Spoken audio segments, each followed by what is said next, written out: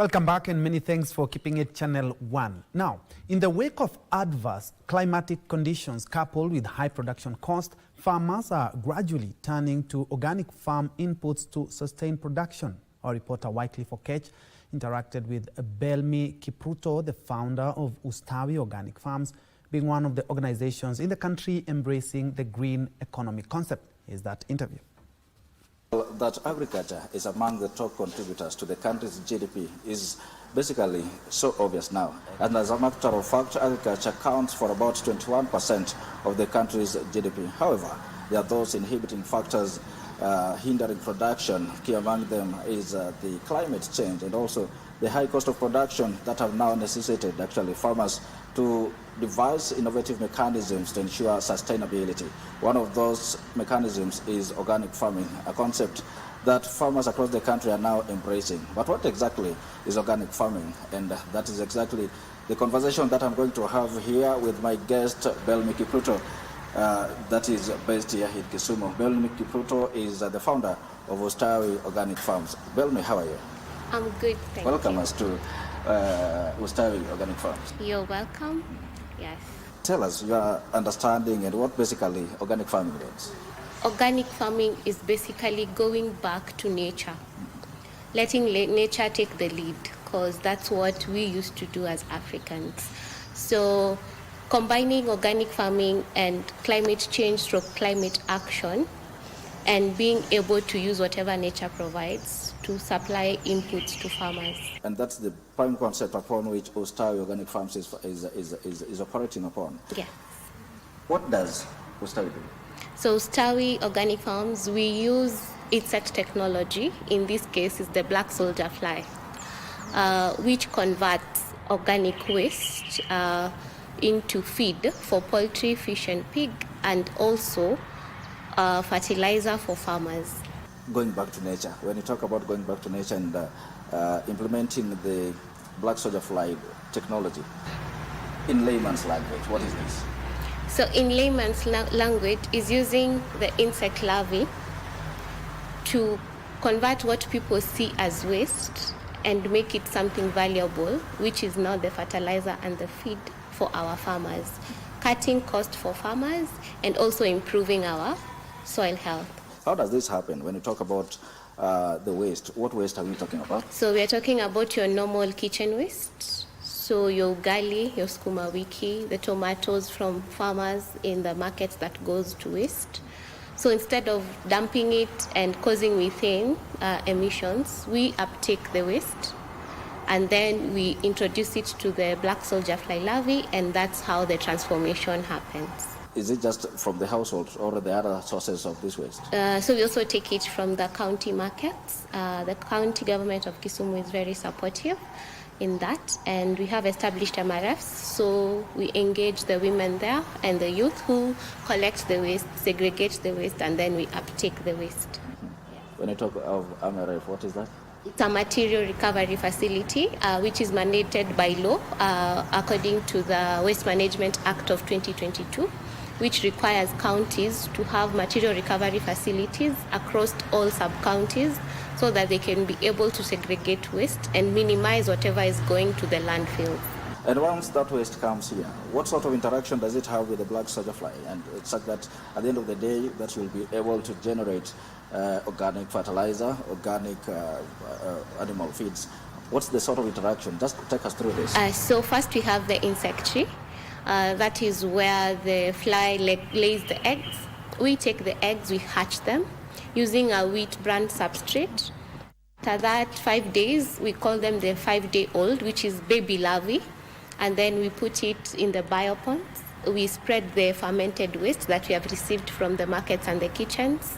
And then that's where the process of decomposing begins. So the conversions happens for 10 days. The larvae grows fat, which is a matured larvae. So we harvest by separation. So whatever goes down is the fertilizer, whatever remains is the larvae, and that is now what becomes feed for animals. When you do this, when you receive waste and also take it through the process of interacting with the black soldier fly, what is in your head? What do you want to achieve? What are the products? So black soldier fly has 3 main products. which is the protein, the feed for the animals. And then we have the fertilizer for our horticulture farmers. And then we have oil that is used by cosmetics and pharmaceutical companies because it has healing properties. And also fish farmers depend on you for the feeds. Yes. Is it as technical as I understand it? It's not as technical. It's basically whatever you view as waste is not waste. So how much can we recover from waste before we say it is now waste, we can no longer use it? So it is basically reusing, recycling, or reducing waste. That is circular economy. Yes. Is there any other material that you introduce into that interaction between the waste and the black soldier fly? Is there any? It's basically organic waste. So anything that decomposes, anything that we eat, anything that animals eat, that is organic waste. So whatever remains in your kitchens, in your markets, that's what we take, and now we turn it into something valuable. Is this process standard, or it varies as by the understanding of the farmer, or is it just standard across? It's a everywhere? standard operation. You cannot skip it because it's nature. So we try to mimic the cycle of the fly as much as possible, even if it is an internal condition. So we try and mimic nature as much as possible in our production. So you cannot miss a step. Do you just require a specific waste to it, or just the ordinary waste, or just randomly from the household? So it's specific waste in this sense, organic waste. So your sukuma wiki, your ugali, your nyanya, basically what we eat.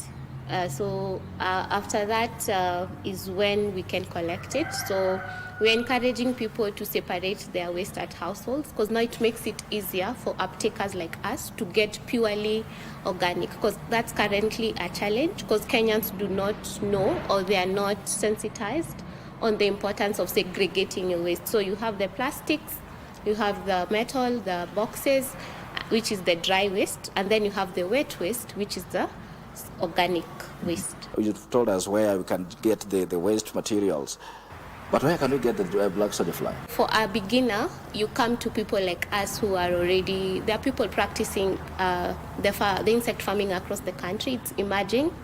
So you just look at your area, see who is locally available. You get the eggs or the 5-day-old larvae from them. So after that is when you start the whole process. So it will go from egg, larvae, pupa to fly. So with time, you'll be able to sustain your farm because you'll now be having flies that give you the eggs, and then you continue the whole cycle of the insect. How long does it take until now you get the products that you desire? Between 10 to 14 days, you will have done your first harvest. Then you continue the cycle. So in 2 months, you can have 2 to 3 harvests, depending on your feed formulas. All right. Yeah. Feed formula. You've introduced yet another aspect to it. Feed formula. Tell us more about it. So we are feeding the larvae. So we are using waste, but it's not one type of waste. We collect chicken droppings from farmers, and we also collect market waste from markets in Kisumu, and we also collect kitchen waste, which is now from households and hotels.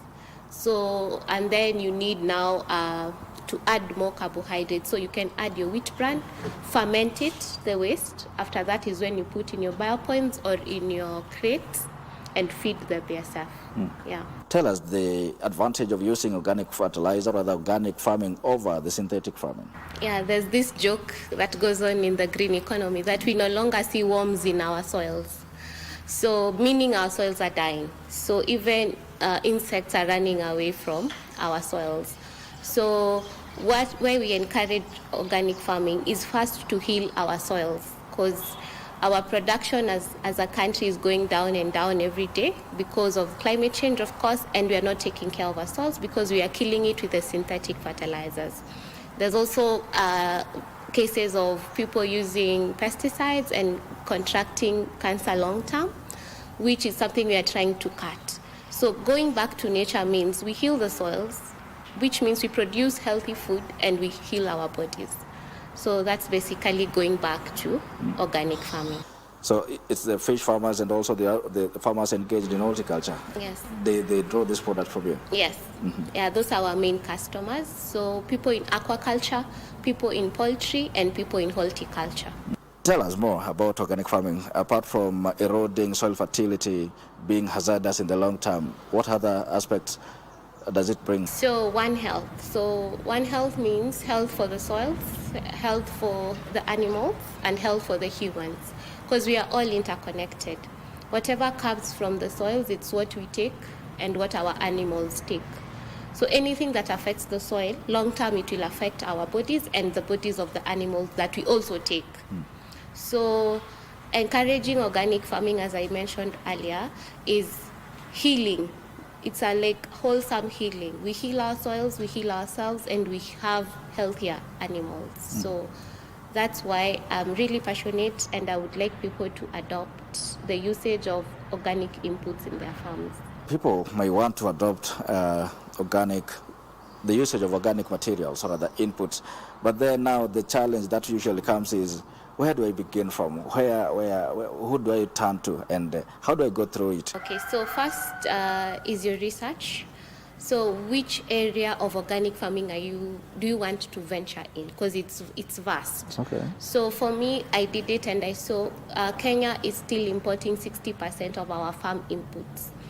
And even with the subsidized fertilizers from the government, farmers still don't have access to it. It's either high cost or it's not available. So I decided to look into, so how can I use the knowledge I have to at least cut down on whatever we are importing. So your research will really help you. And then I believe passion, because it's not something you can just wake up and decide to do. I believe farming and anything circular economy requires passion, because waste has a smell. It's not easy, but it's not impossible either. You've taken us through the process, and you've also even told us about the benefits of embracing organic farming over synthetic farming. Now, the support system, how did you come? Did you generate the seed capital? Because that's usually the major hindrance, because you might have an idea, but then now the finances to implement this idea is usually the challenge. So for a normal business, they would go either the bank route.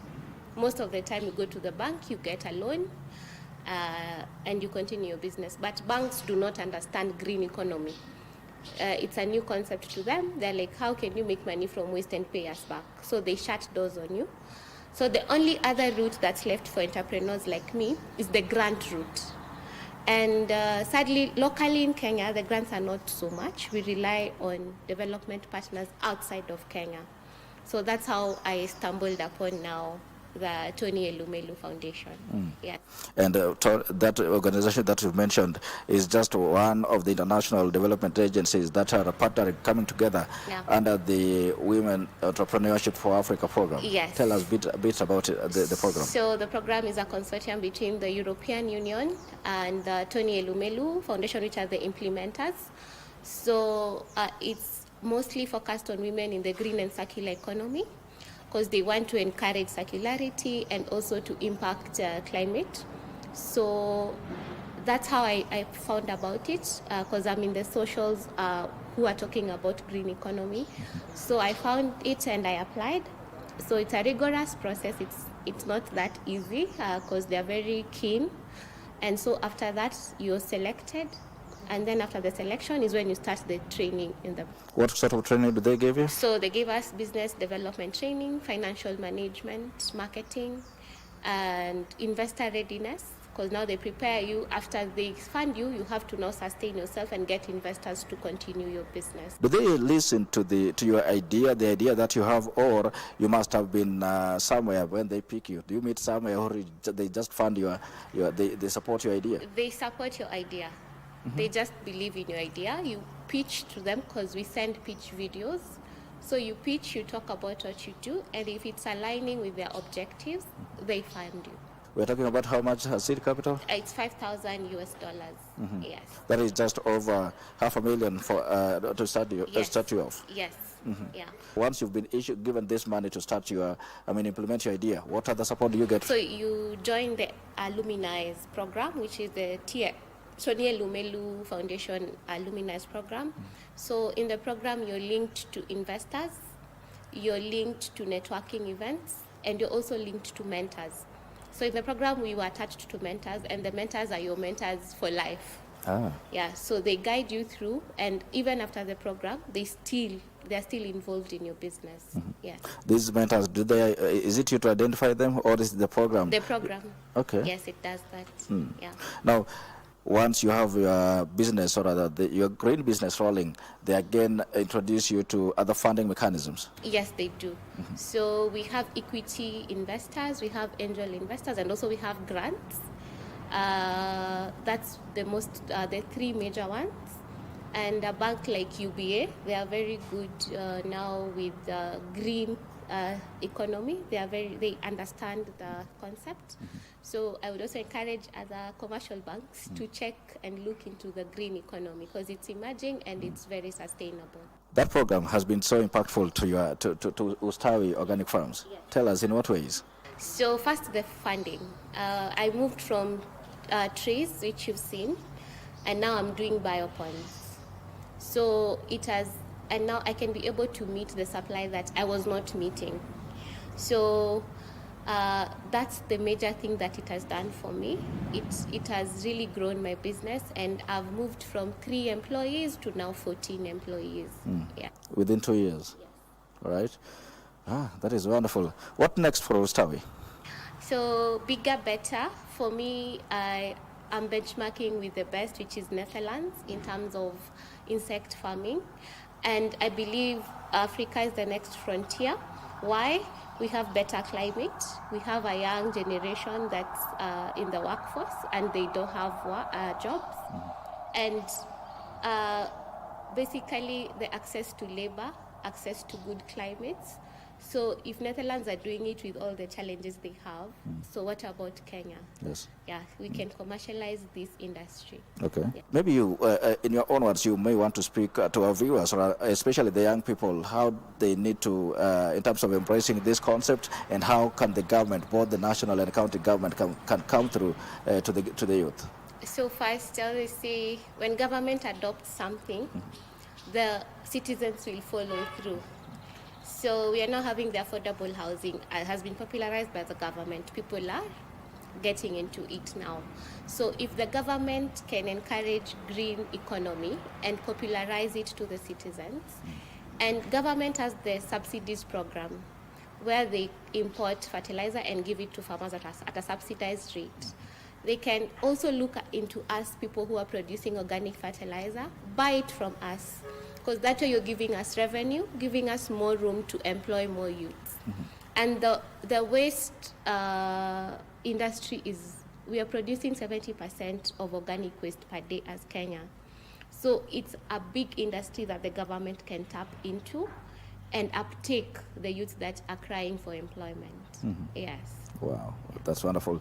And also, speak a message to the youth in terms of even other farmers who are still buying the synthetic fertilizers, yet there is an organic way to go about it. Yes, so for the youth, they always say we are the next frontier, which is true. We are more innovative, we are faster, we are better, and with the technologies that we have, it makes it very easy to access information and also share information. So I would encourage youth to think more as solution providers more than the problem side of things. So in your community, there's a problem. So how can you solve the problem? And then getting the solution to that problem will give you a business concept. So you create your model and then offer solutions. And people pay for solutions. So that's how you create business. Yes. Yeah. How do you meet the demand? So currently, I would say, unfortunately, we are not meeting demand. Demand is there, but since we are still manually operating our processes, it takes time to cut on the demand. So basically having more investment coming into such a business where you automate. As I said, Malaysia and Netherlands are doing it very well. So automating the whole process cuts down on the time that you're taking to produce, and now you can be able to do it in large scale and supply more farmers. Yes. You see, many a times when we have new concepts like this, what we get to be told is the beneficial side of it, but then we are not so keen on the challenges. Yes. What challenges come with this practice? Accessing purely organic waste. Kenya, we're still mixing our waste. It's very hard to get pure organic waste. So I thought waste is everywhere. When I started, right now I cannot have waste. You've seen I'm still struggling with waste. So that's a very major challenge. Another challenge, of course, is access to capital, and now accessing markets, because even we don't have standardizations that favor anything that comes from green or waste. Yes, so that's another challenge. Oh, yes. Yeah. And locally, the national government and also the county government should be able to sensitize Kenyans on this aspect, right? Yes, because it's in law, but it's not being implemented as it should. And we can talk in boardrooms, but at the end of the day, it's the citizens who will make the change. So sensitizing from the household level going up, I believe we can be able to implement the Waste Management Act properly. Okay. Yes. And I would want to encourage young people, as I said, we should be more of solution-oriented than problem-oriented. So focus on the solution, look into the problems and offer it, and people will pay you for it. People will always pay you for the problems that you solve. And in this case, we are talking about organic farming, and as Belme Kiprut, I hope I got that name right again. Yes. Yeah, she says organic farming actually is the way to go now, given the prohibiting or the inhibiting factors that now are affecting agriculture so massively in terms of the high cost of production and also the climatic changes that are now affecting farming in so massive ways. Now it's upon you, the farmer, and also the budding farmers to embrace organic farming. Well, that is where we put a cap on this conversation. From Kisumu County, with me, Wycliffe Oketch, let me hand you back to the broadcasting house for the continuation of the Prime Edition news coverage.